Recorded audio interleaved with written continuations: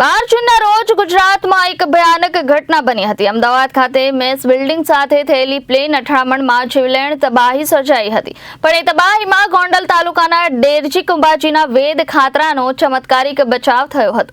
આ પહેલા 4 જૂનના રોજ પણ એક કાર અકસ્માતમાં વેદે પોતાના માતા પિતા, નાનો ભાઈ અને પરિવારના 6 સભ્યો ગુમાવ્યા હતા અને વેદ પોતે બચી ગયો હતો.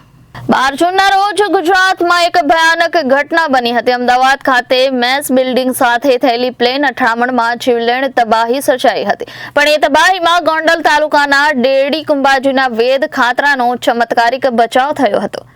તેઓના જણાવ્યા અનુસાર બપોરના સમયે કોલેજની મેસ બિલ્ડિંગમાં જમતી વેળાએ અચાનક ધડાકો થયો હતો અને ધડાકા સાથે પ્લેન સીધું બિલ્ડિંગ સાથે અથડાયું હતું. જ્યાંથી પ્લેન અથડાયું ત્યાંથી માત્ર 4 ટેબલ દૂર વેદ ખાતરા બેઠેલા હતા.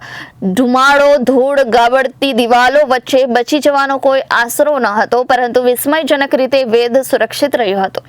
વેદ ખાતરાએ વધુમાં જણાવ્યું હતું કે અચાનક જ બ્લાસ્ટ થયો અને બધું અંધારું થઈ ગયું.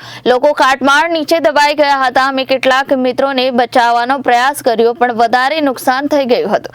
આ પહેલા 4 જૂન 2024ના રોજ પણ વેદના જીવનમાં કાળો દિવસ આવ્યો હતો, જ્યારે નીટ પરીક્ષાની સફળતા બાદ માતાજીના દર્શને જતા સમયે સામખિયાળી પાસે લાકડિયા નજીક કાર અકસ્માતમાં વેદે પોતાના માતા પિતા, નાના ભાઈ, પરિવારના 6 સભ્યો ગુમાવ્યા હતા. પરંતુ વેદ પોતે બચી ગયો હતો.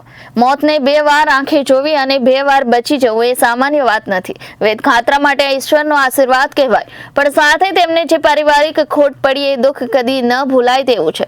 આશા છે કે આ યુવક હવે પોતાના ભવિષ્યમાં વધુ દ્રઢતાથી આગળ વધે.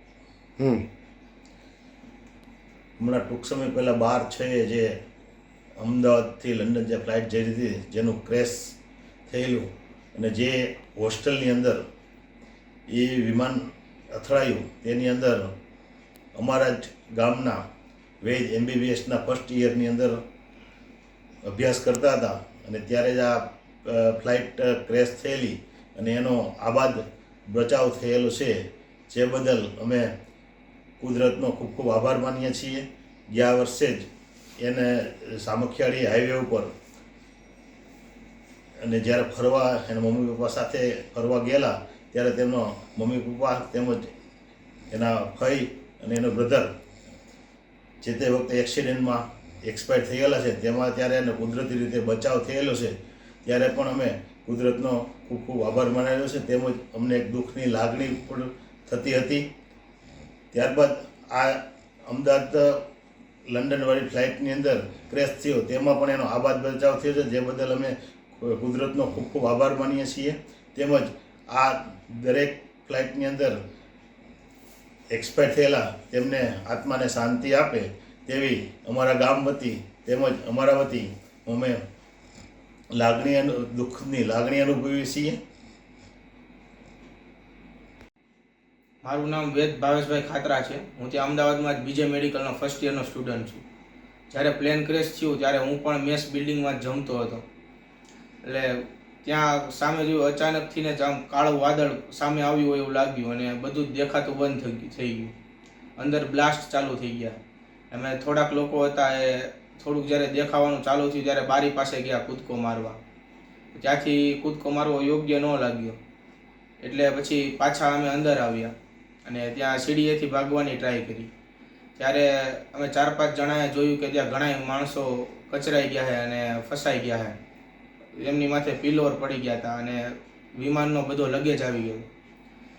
એટલે તેને બહાર કાઢવાની ટ્રાય કરી, પણ અમારે 5થી કાંઈ વસ્તુ ઉપડી નહીં અને એકને બચાવી ન શક્યા. ત્યાં પાછળ વધારે બ્લાસ્ટ થયો, એટલે અમે 5 પછી ભાગીને બહાર આવતા રહ્યા. આથી મારા એક મિત્ર યશ પાંડવે ત્યાંથી કૂદકો માર્યો, સીડી ન લીધી અને બાકીના અમે લોકો સીડીએથી ભાગ્યા.